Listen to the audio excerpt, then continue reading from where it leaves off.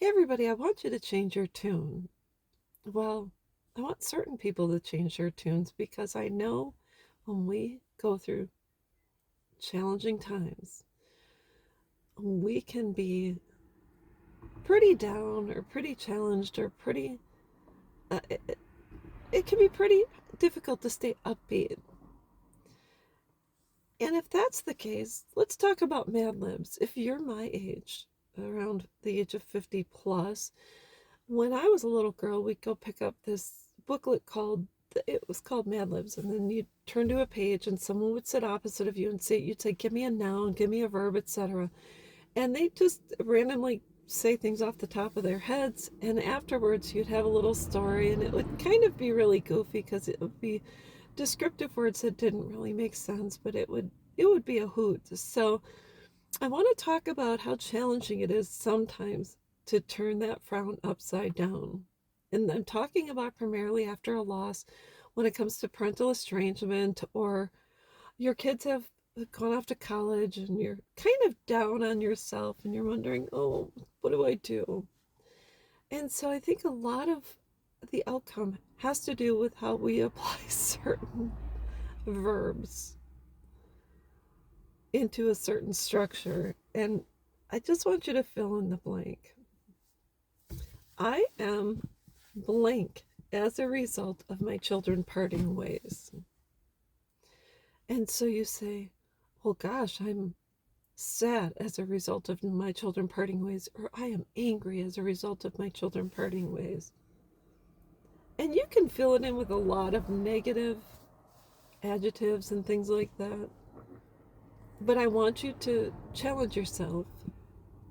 And I want you to say, well, I can use mad, sad, frustrated, or you could use all the frowny faces on the chart, on the feelings chart. Or you can think of ways you have survived estrangement, and you can fill in positive words regard in lieu of the negative words. I'm reading off my chart. Sorry about that. I want you to think of positive affirmations that help describe any situation you've gotten through and you've broken on through to the other side. So let's just say, I am stronger, I am kinder, I am more understanding, I am a little bit more patient, I am more loving, I have a greater understanding of, I have been able to stand on my own 2 feet. So there are a lot of positives that have resulted in the losses in my life. Whether it is the loss of my father, my grandmother, my children, my relationships, a job, something I had been reliant on for longer than a day.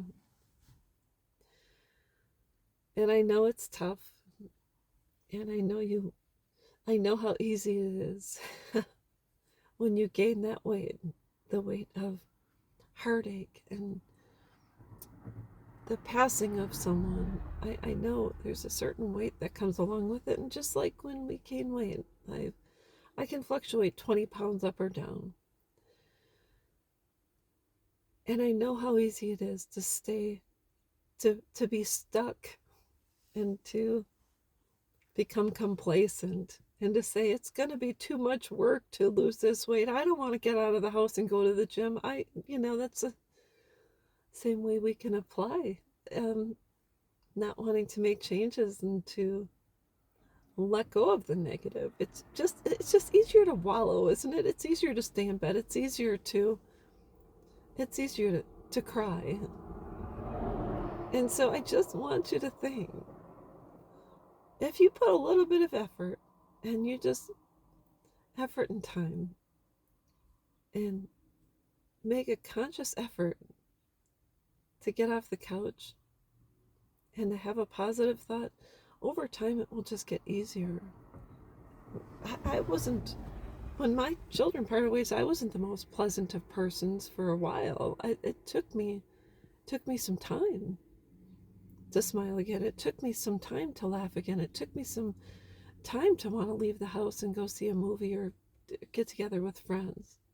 But I knew I had to be in the right mindset. And to be honest with you, there's no magic pill.